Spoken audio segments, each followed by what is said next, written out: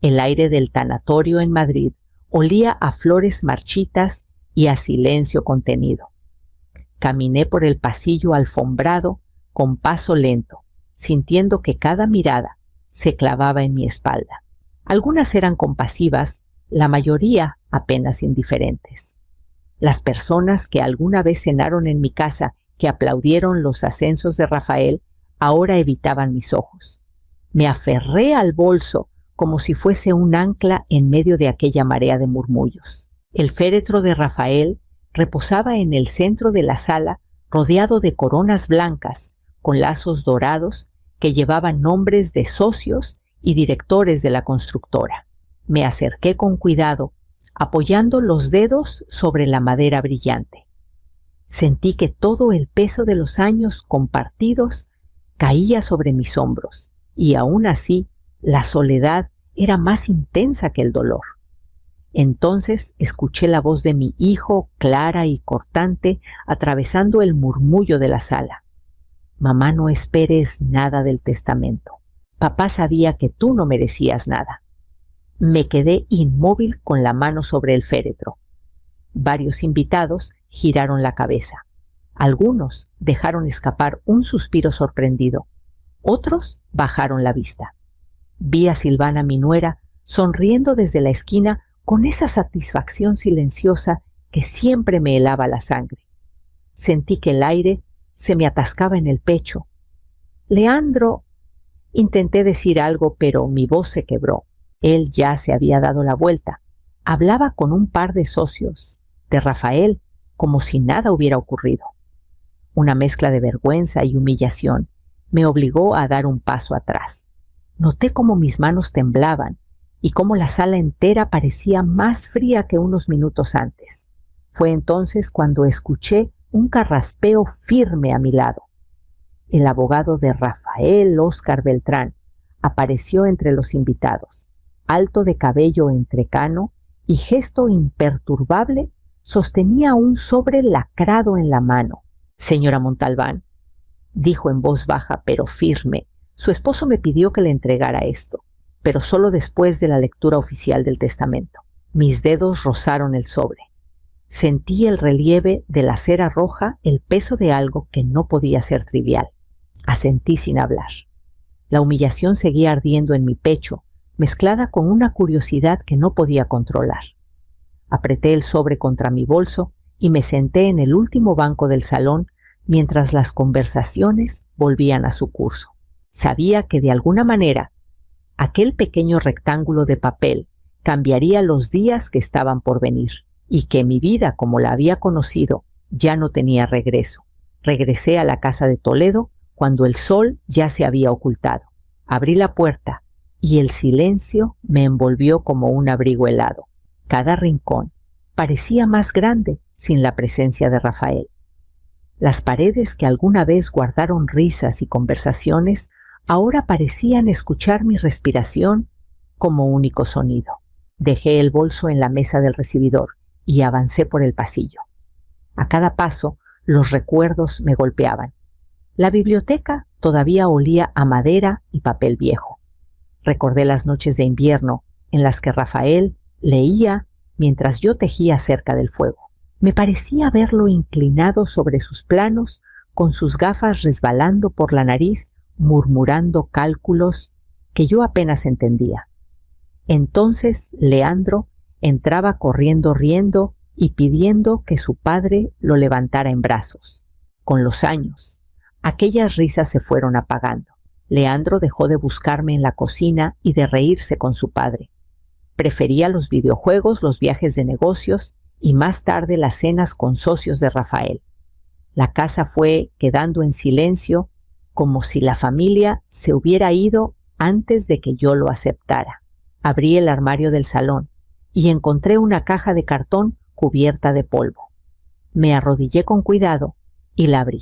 Dentro había fotos de los primeros años, yo con un vestido azul en la playa de Cádiz Rafael, con un sombrero ridículo en una feria Leandro de niño entre nosotros.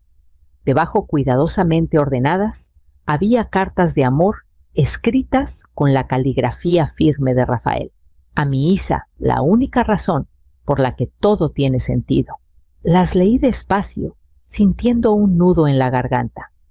En el fondo de la caja encontré un sobre más pequeño. Mi corazón dio un salto.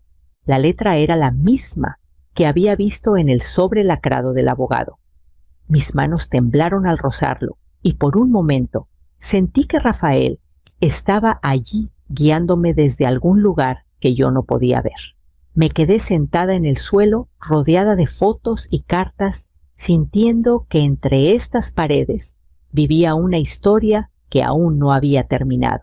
Mientras cerraba la caja, comprendí que el secreto de Rafael no solo cambiaría mi futuro, sino que también abriría heridas que nunca había querido mirar de frente.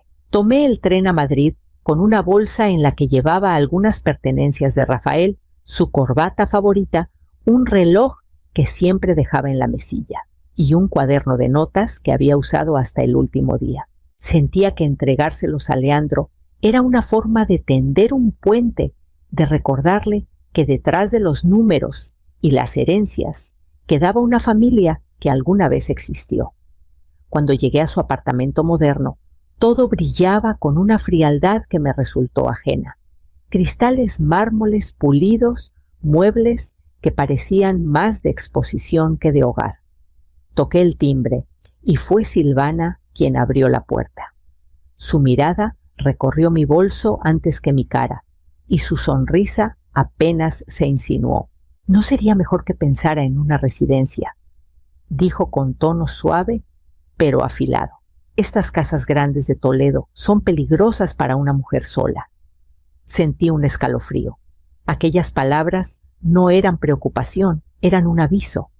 Entré sin responder, dejando la bolsa en la mesa de cristal del salón. «He traído algunas cosas de tu padre para Leandro», dije intentando mantener la calma. Ella asintió con un gesto breve mientras su teléfono vibraba. Caminé por el salón y mi mirada se detuvo en un sobre la encimera. Reconocí inmediatamente un membrete de una agencia inmobiliaria de Toledo. Lo tomé sin pensar demasiado y vi en letras claras la palabra tasación junto a la dirección de mi casa. El corazón me dio un vuelco. Antes de que pudiera decir algo, Silvana regresó y se llevó el sobre de mis manos con una sonrisa helada. «Solo estamos explorando opciones», dijo. «Leandro quiere asegurarse de que todo esté en orden cuando llegue el momento». Aquella frase me dejó sin aire. Comprendí que la ambición no había nacido en mi hijo, sino que Silvana era el motor que lo empujaba a borrar mi existencia de su mundo. Mientras recogía mi bolso para marcharme, escuché que Silvana hablaba por teléfono desde el pasillo. Su voz se filtraba entre las paredes del apartamento. «No te preocupes. El dinero grande será nuestro pronto». Salí al pasillo, sintiendo que cada paso me alejaba más de mi propio hijo, y con la certeza de que la verdadera batalla apenas estaba comenzando. El centro de Madrid estaba bullicioso aquella mañana, pero al cruzar la puerta del despacho de Óscar Beltrán, sentí que el mundo se detenía. El olor a madera encerada y cuero antiguo me envolvió y el murmullo lejano del tráfico se apagó tras los ventanales que daban al Palacio de Cibeles. Las paredes lucían diplomas enmarcados y fotografías con jueces y notarios. Todo transmitía una seriedad que me hizo enderezar la espalda sin darme cuenta. Leandro llegó unos minutos después, acompañado de Silvana. Entraron riendo, como si asistieran a un espectáculo cuyo final ya conocían. Ella lucía impecable, con un perfume penetrante que llenó el despacho en cuanto cruzó el umbral. Se sentaron frente al escritorio de Óscar, tomados de la mano, seguros de que la riqueza que esperaban caería en su regazo sin esfuerzo. «Bien», dijo Óscar, ajustándose las gafas y abriendo la carpeta gruesa sobre la mesa. «Daremos comienzo a la lectura del testamento de don Rafael Montalbán». Yo apreté las manos sobre mi falda, sintiendo el sobre lacrado aún guardado en mi bolso pesado como una promesa. «En primer lugar, continuó Óscar, se adjudica a Leandro Montalbán la propiedad de la vivienda de Madrid con todos sus muebles y enseres. Mi hijo sonrió inclinándose hacia Silvana, como quien recibe el aplauso de un público invisible. Además, prosiguió el abogado, recibirá la suma de $500,000 en efectivo que serán transferidos una vez cumplidas las disposiciones de la sucesión. Silvana soltó un leve suspiro de triunfo, como si confirmara una victoria anunciada. Sin embargo, añadió Óscar, sin alterar su tono, estas adjudicaciones están sujetas a la condición de no vender acciones ni propiedades durante los próximos 3 años. Vi cómo la sonrisa de mi hijo se mantuvo confiada mientras asentía con indiferencia. Para ellos aquello era solo un trámite. Yo observé en silencio, sintiendo una mezcla de tristeza y expectación. Óscar pasó con calma a la siguiente página y el leve crujido del papel en sus manos pareció llenar todo el despacho. Fue entonces cuando levantó la mirada hacia mí y su pausa me hizo presentir que la verdadera revelación estaba a punto de cambiarlo todo. Óscar carraspeó antes de continuar y el leve eco de su voz llenó el despacho. Ahora procederé a la disposición final de los bienes principales, anunció, y mis manos se crisparon sobre mi falda. El abogado leyó con la misma calma con que uno anuncia la hora A, mi esposa, Isidora Montalbán, lego la cantidad de $33,500,000, así como el 65% de las acciones de Montalbán Constructores, con plenos derechos como accionista mayoritaria y presidenta del consejo, si así lo desea. Por un momento, el silencio fue tan profundo que escuché mi propio corazón. Vi a Leandro quedarse pálido con la boca entreabierta. Silvana soltó un sonido ahogado, atragantada por su propia rabia. «Esto es una locura», gritó mi hijo golpeando la mesa. «Ella lo manipuló». «Sí», añadió Silvana con los ojos encendidos. «Seguro que lo envenenaste con tus culpas y tus lágrimas. Esto es brujería emocional». Sentí que un calor extraño me subía al rostro. No había buscado nada de aquello, pero las palabras de mi hijo me atravesaron como cuchillos. Óscar levantó la mano con serenidad, como un maestro que pone orden en su clase. «Les recuerdo que este testamento fue firmado ante notario», dijo con firmeza. «Además, don Rafael se sometió a 2 evaluaciones de capacidad mental durante la redacción del documento. Nadie lo obligó. Estas son sus últimas y libres voluntades». Silvana apartó la mirada y Leandro respiraba con fuerza como un toro acorralado. Yo, mientras tanto, sentía una mezcla de culpa y justicia.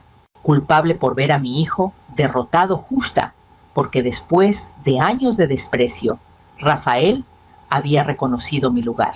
Acaricié el sobre lacrado que seguía en mi bolso, sintiendo su peso distinto. Mi mundo acababa de cambiar.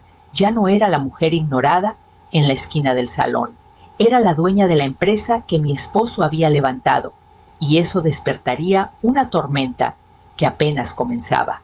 Óscar cerró la carpeta con un gesto solemne y sacó del cajón un pequeño sobre lacrado distinto al que ya guardaba en mi bolso.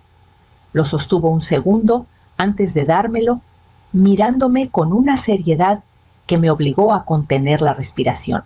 Su esposo me pidió que le entregara esto solo después de la lectura completa, dijo.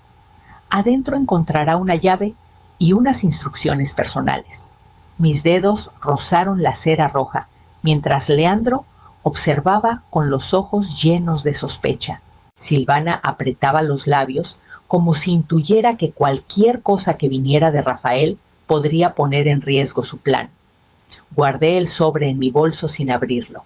Sabía que aquello debía hacerlo sola. 2 días después, me encontré en el tren hacia Segovia. La ventanilla mostraba campos dorados y colinas suaves que pasaban veloces, y en mi pecho sentí un alivio extraño, como si por fin estuviera avanzando hacia un destino propio. Por primera vez en mucho tiempo, no me sentía la mujer que todos podían empujar a un rincón. Estaba tomando el control de mi historia. Seguí las instrucciones de Rafael hasta el banco antiguo, con paredes de piedra y rejas negras que parecían custodiar siglos de secretos. El gerente abrió la caja fuerte y me dejó sola en una sala privada. La llave giró con un clic seco. Dentro encontré carpetas con certificados de acciones, cartas dobladas con mi nombre y un pequeño dispositivo USB. Respiré hondo antes de conectarlo al monitor que había en la sala. La imagen de Rafael apareció en la pantalla, su voz cálida y firme, a la vez Isidora. Si estás viendo esto, significa que todo salió como planeé. Sé que Leandro no está preparado para la responsabilidad que viene con esta fortuna, y sé que Silvana lo ha apartado de ti para usarlo en su beneficio. Quiero que tengas las pruebas y la fuerza para proteger lo que es tuyo y lo que yo construí. Mis ojos se nublaron de lágrimas. Las palabras de Rafael no solo me daban poder, me devolvían mi valor. Guardé el USB y las cartas en mi bolso, sintiendo que la batalla que había temido toda mi vida estaba por comenzar y que ya no tenía intención de huir de ella. El restaurante elegido por Leandro estaba en plena Castellana, con lámparas de cristal y mesas vestidas de blanco que parecían diseñadas para impresionar más que para alimentar. Llegué puntual con el corazón sereno y encontré a mi hijo y a Silvana ya sentados rodeados de copas de vino y la arrogancia que siempre los acompañaba. Mamá, dijo Leandro, con un tono de falsa cordialidad, necesitamos hablar como adultos. Silvana tomó la palabra sin esperar permiso. Isidora, seamos sinceras, dijo mientras jugaba con el borde de su copa. Esta empresa no es para usted. Solo queremos que firme la renuncia y nos deje a nosotros manejarlo. A cambio vivirá tranquila, sin preocupaciones. Sus palabras eran suaves, pero el veneno se percibía en cada sílaba. Leandro asentía convencido de que me acorralaban. Yo respiré hondo y los observé sintiendo por primera vez que el miedo había cambiado de dueño. ¿Tranquilidad? Repetí, curiosa oferta, considerando que tu idea de tranquilidad es vender los contratos de la empresa a la competencia. El gesto de Silvana se congeló un segundo antes de transformarse en una sonrisa forzada. No sé de qué está hablando, replicó, pero su voz perdió firmeza. Saqué mi teléfono y coloqué sobre la mesa el USB que había encontrado en la caja fuerte. Aquí hay videos, correos y documentos donde tú filtras información interna a cambio de comisiones ocultas. Rafael lo sabía y ahora lo sé yo. Leandro me miró confundido, buscando una explicación en los ojos de su esposa. Silvana tragó saliva y supe que había ganado la primera batalla, sin alzar la voz. Si quieren que renuncie, añadí con calma, primero tendrán que explicar estas pruebas ante un juez. El silencio se apoderó de la mesa roto solo por el tintinear de una cuchara contra un plato en alguna otra mesa. Me incliné hacia atrás, sintiendo que por fin el control estaba en mis manos, mientras Silvana evitaba mi mirada y Leandro empezaba a comprender que la fachada perfecta de su mundo comenzaba a resquebrajarse. La noche en Toledo estaba silenciosa cuando escuché el portazo. Leandro irrumpió en la casa como un vendaval, con el rostro desencajado y la voz rota por la rabia. «Has destruido mi vida», mamá gritó golpeando la puerta del salón. «Todo lo que papá construyó, todo lo que era mío, lo has usado para humillarme». Yo permanecí sentada en la butaca, donde tantas noches había tejido junto a Rafael, sintiendo la vibración de cada palabra en las paredes. Detrás de él, Silvana apareció unos segundos más tarde. Su maquillaje estaba corrido y sus manos temblaban. «No pienso quedarme aquí», susurró sin mirarnos. «No después de ese maldito video». Tomó su bolso y salió corriendo, sin despedirse el taconeo, perdiéndose en el eco del pasillo. Leandro ni siquiera la detuvo. Su mundo se derrumbaba ladrillo por ladrillo, y no sabía por dónde empezar a recoger los restos. Se dejó caer en el suelo, apoyando la cabeza en sus manos. Su llanto resonó en la sala vacía, un sonido que no escuchaba desde que era un niño asustado por las tormentas de verano. «Todos me han traicionado», murmuró entre sollozos. «Tú, papá, incluso ella. Nadie estuvo nunca de mi lado». Me acerqué despacio y me arrodillé frente a él tomándole las manos. Su piel estaba fría y sudorosa, como si la rabia le hubiera drenado toda la fuerza. «Hijo», le dije con calma, «la verdadera herencia que tu padre quería darte era tu libertad, de ser un hombre, no un esclavo del dinero ni de la ambición de otros». Leandro levantó la vista con los ojos rojos y la respiración entrecortada. Por un momento vi al niño, que alguna vez corrió por este salón buscando refugio entre mis brazos. Lo abracé en silencio, sintiendo su cuerpo temblar, y entendí que aquel era un punto de quiebre. De aquí en adelante, nuestro vínculo solo podría reconstruirse sobre la verdad que tanto había querido ignorar. La primera vez que crucé la puerta principal de Montalbán Constructores, como presidenta, sentí que mis pasos resonaban más firmes que nunca. El consejo directivo me esperaba con una mezcla de respeto y cautela. Óscar estaba a mi lado guiándome entre saludos y papeles, como si siempre hubiera sabido que este momento llegaría. «Señora Montalbán», me dijo uno de los directores, «su esposo confiaba en que usted sabría honrar su legado». Asentí con serenidad. Ya no era la mujer que miraba desde la esquina de los salones familiares. Era la dueña de mi historia. En mi primer acto, como presidenta, ordené revisar los contratos y cerrar todas las puertas por donde Silvana había filtrado la confianza de Rafael. Después, propuse algo que sorprendió a todos: crear becas para jóvenes de familias humildes que quisieran estudiar ingeniería y arquitectura. Invertir en talento es la mejor forma de proteger lo que hemos construido, expliqué. Óscar sonrió con orgullo silencioso. Días después, de vuelta en mi jardín en Toledo, observé cómo los rosales florecían entre las piedras viejas. Usé parte de la fortuna para restaurar la biblioteca del pueblo, ese lugar donde había enseñado a tantos niños a amar la lectura. Sentí que de algún modo Rafael me acompañaba en cada decisión. Su legado no sería solo concreto y acero, sino también oportunidades para otros. Leandro desapareció por semanas. No hubo llamadas ni mensajes. Al principio la ausencia dolía, pero poco a poco se convirtió en silencio sanador. Paseaba por el jardín al atardecer, sintiendo una paz que no conocía desde hacía años. Por primera vez, mi vida no dependía de la aprobación de nadie. Mientras el viento movía las ramas del viejo almendro que Rafael había plantado, supe que había alcanzado un punto de equilibrio entre lo que fui y lo que podía ser.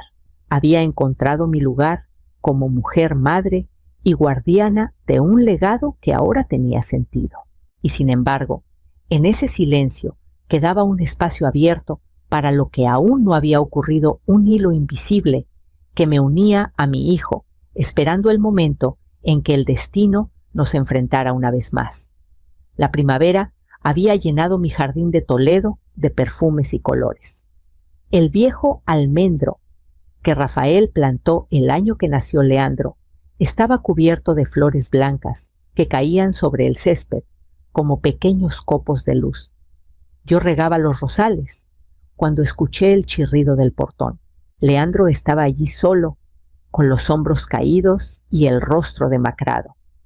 Llevaba semanas sin saber de él, y en su mirada no quedaba ni un rastro del hombre arrogante que había cruzado la puerta la última vez. «Mamá». Su voz era apenas un murmullo. «Silvana se ha ido. Me dejó con las deudas la vergüenza». y el silencio.